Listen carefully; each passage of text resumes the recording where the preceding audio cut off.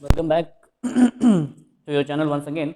आज हम लोग स्टार्ट करने वाले हैं इलेक्ट्रोकेमिस्ट्री का lecture Faraday's second law of electrolysis. ठीक है, तो फैराडे का जो सेकंड लॉ ऑफ इलेक्ट्रोलिसिस है उसको हम लोग स्टार्ट करेंगे। एक बार हम देख लेते हैं कि माइक वगैरह सही से लगा है या नहीं लगा है, बिकॉज वॉइस प्रॉब्लम हो जाती है। तो हम लोग को आज क्या करना है कि Faraday's second law of electrolysis जो है वो पढ़ना है। पहला लॉ क्या था? पहला लॉ यही था कि भाई किसी भी इलेक्ट्रोलाइट में आप अगर इलेक्ट्रिसिटी पास करोगे तो उसमें क्या होगा, सब्सटेंस डिपॉजिट होने लगेगा इलेक्ट्रोड पर। ठीक है, ये इलेक्ट्रोड पर जो सब्सटेंस डिपॉजिट होगा वो इलेक्ट्रिसिटी के चार्ज के अमाउंट पर डिपेंड करेगा। ठीक है, यानी W equals to Z I T. ऐसे ही जो सेकेंड लॉ ऑफ इलेक्ट्रोलिसिस है उसमें क्या बताया गया कि जब आप क्या करो, दो या दो से ज़्यादा इलेक्ट्रोलाइट में, ठीक है, जैसे दो इलेक्ट्रोलाइट हैं आपके पास और दो इलेक्ट्रोलाइट में क्या कर रहे हो, same amount of electricity pass कर रहे हो। पॉइंट यहाँ पे आया, इलेक्ट्रिसिटी जो पास की आपने, जितनी इलेक्ट्रिसिटी एक इलेक्ट्रोड में पास की है, दूसरी उतनी ही इलेक्ट्रिसिटी दूसरे इलेक्ट्रोलाइट में भी पास करोगे। सभी इलेक्ट्रोलाइट में अगर सेम इलेक्ट्रिसिटी पास करते हो तो उन इलेक्ट्रोड्स पे जो सब्सटेंस डिपॉजिट होगा वो उसके इक्विवेलेंट वेट के डायरेक्टली प्रोपोर्शनल होगा। ठीक है, so according to the second law of electrolysis of Faraday, इन्होंने ये बताया कि भाई किसी भी दो इलेक्ट्रोलाइट के सॉल्यूशन में जब इलेक्ट्रिसिटी पास की जाती है तो दोनों इलेक्ट्रोलाइट्स में जो सब्सटेंस डिपॉजिट होगा वो उसके इक्विवेलेंट मास के इक्वल होगा, इक्विवेलेंट वेट के इक्वल होगा। ठीक है, तो this is the theoretical portion according to Faraday's second law. ठीक है, फैराडे का जो सेकेंड लॉ है वो ये कहता है, ठीक है, on passing the same amount of electricity. ठीक है, इलेक्ट्रिसिटी का अमाउंट लेकिन क्या होना चाहिए, सेम होना चाहिए। नहीं फिर कैसे कैलकुलेट कर पाओ, कैसे, मतलब आपको क्या करना है, आपको कंपेयर करना है ना कि दो इलेक्ट्रोलाइट के सॉल्यूशन में इलेक्ट्रिसिटी पास कर रहे हैं तो क्या होता है। तो same amount of electricity when on passing the same amount of electricity in two electrolytic solution। Okay, solution कैसे होंगे, इलेक्ट्रोलाइटिक होंगे, electrolytic solution, the amount of substance of electrolyte, मतलब कोई भी इलेक्ट्रोलाइट क्या हो जाएगा, ब्रेक हो जाएगा। इलेक्ट्रोलाइट डिपॉजिटेड एट इलेक्ट्रोड पे जो सब्सटेंस डिपॉजिट होगा, the amount of the substance electrode deposit at the electrode is equal to the equivalent weight of substance.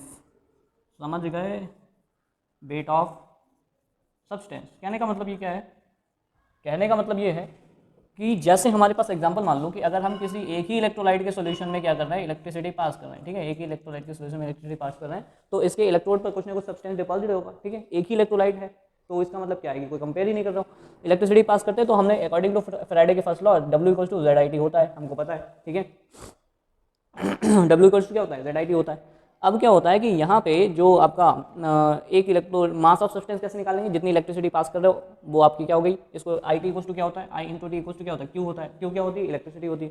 तो जब हम दो इलेक्ट्रोलाइट में कंपेयर करते हैं, या दो ले लो या दो से ज़्यादा ले लो, कितने भी इलेक्ट्रोलाइट के सोल्यूशन ऐड कर सकते हो। जब हम किसी इलेक्ट्रोलाइट के सोल्यूशन में जो कि आपस में कनेक्टेड हो, या दो कंपेयर कर सकते हो, अलग अलग कंपेयर कर सकते हो, दो इलेक्ट्रोलाइट के सोल्यूशन में इलेक्ट्रिसिटी अगर पास करेंगे तो जितना सब्सटेंस, यानी इस सब्सटेंस, इस वाले इलेक्ट्रोड पर भी सब्सटेंस डिपॉजिट होगा, इन सभी पर होगा ना, इस पे भी डिपॉजिट होगा, इस पे भी डिपॉजिट होगा, इस पे भी डिपॉजिट होगा। क्यों, क्योंकि इलेक्ट्रिसिटी तो सभी में जा रही है, सारे ही क्या है, कनेक्टेड है आपस में। तो इन्होंने क्या बताया कि जितना सब्सटेंस यहाँ पे डिपॉजिट होगा, ठीक है, जो सब्सटेंस यहाँ पे डिपॉजिट हो रहा है इलेक्ट्रोड पे, वो उसके इक्विवेलेंट वेट के क्या होगा, इक्वल होगा। यानी कि the amount of the substance of each electrode at each electrode will be equal to its equivalent weight of substance. बस यही है फैराडे का सेकेंड लॉ। इसमें दो सेल या दो से ज़्यादा सेल्स को कंपेयर कर दिया गया कि भाई अगर हम यहाँ से इलेक्ट्रिसिटी फ्लो करें तो इस सेल पर जो इक्विवेलेंट वेट, इस सेल पे जो मास सब्सटेंस डिपॉजिट होगा, इस सेल पे भी डिपॉजिट होगा, इस सेल पे भी डिपॉजिट होगा, तो इन सभी पे जो सब्सटेंस डिपॉजिट होगा वो उसके इक्विवेलेंट वेट के बराबर होगा। ठीक है, according to Faraday's first law, हमें क्या पता है कि भाई W equals to Z I T होता है। ठीक है, W equals to Z I T.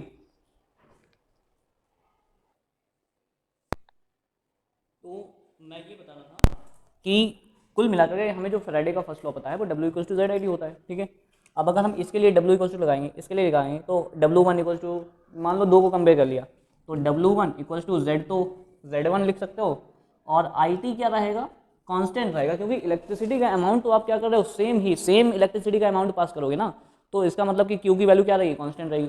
ठीक है, मान लो कि ये फर्स्ट सॉल्यूशन के लिए है, ठीक है, फर्स्ट सॉल्यूशन के लिए भैया, और ये सेकंड सॉल्यूशन के लिए W equal to Z1 into Q, है ना, ये सेकंड कोई तुम्हारे पास सॉल्यूशन है उसके लिए तुमने पास कर लिया। ऐसे जितने भी सॉल्यूशन लगे हो, एक लगा हो, दो लगे हो, 10 लगे हो, 20 लगे हो, 100 लगे हो, सभी के लिए W1 equal to Z1 IT, W2 equal to Z2 IT, 3 के लिए Z3 IT, 4 के लिए। ठीक है, अब क्या करोगे, इनको कंपेयर करोगे, तो अब क्या करोगे, कंपेयर करने पर W upon W2 equal to Z1 into Q upon Z2 into Q की वैल्यू इक्वल है तो कट जाएगी, तो W1 upon W2 equals to Z1 upon Z2, ये बेटा Z है, ठीक है, नहीं तुम लोग 2 लगा लो, ये Z है, Z1 अपॉन Z2 आ गया, पहला फॉर्मूला आ गया, लर्न कर लेना। ठीक है, उसके बाद Z का फॉर्मूला हमें पता है कि Z को हम क्या लिख सकते हैं, इक्विवेलेंट वेट अपॉन फेराडे, है ना, तो W को according to W1 upon W2 equals to हम क्या लिख सकते हैं, E1 अपॉन, है ना, इसको मैं लिख सकता हूँ ना ऐसे कुछ, E1 upon Faraday upon E2 upon Faraday, और फेराडे की वैल्यू तो कांस्टेंट होती है, तो इसका मतलब क्या हो गया कि W1 upon W2 equals to E1 upon E2। इसका मतलब ये होता है कि जब आप सेम सब्सटेंस का एक ही अमाउंट ऑफ इलेक्ट्रिसिटी किसी दो इलेक्ट्रोलाइट के सॉल्यूशन में पास करते हो, तो उन इलेक्ट्रोड्स पे जो अमाउंट डिपॉजिट होगा वो उनके इक्विवेलेंट वेट के इक्वल होगा, यानी कि W is directly proportional to E लिख सकता हूँ मैं क्या, बिल्कुल लिख सकता हूँ। इसका मतलब कि the weight of substance deposit at electrode will be equal to the directly proportional to equivalent weight of substance. ई क्या है यहाँ पे, इक्विवेलेंट वेट, ठीक है, ई जो है वो इक्विवेलेंट वेट है, क्लियर। तो इक्विवेलेंट वेट ऑफ सब्सटेंस के डायरेक्टली प्रोपोर्शनल होगा अगर तुमने एक ही अमाउंट ऑफ इलेक्ट्रिसिटी को पास किया है, यही क्या है फैराडे का सेकंड लॉ, और ये इस तरीके से हमने क्या कर लिया, खत्म कर लिया है। ठीक है, तो बाकी आपको पता ही है, इसका न्यूमेरिकल एक देख लेते हैं, उसके बाद हम लोग आराम से मौज करते हैं। ठीक है,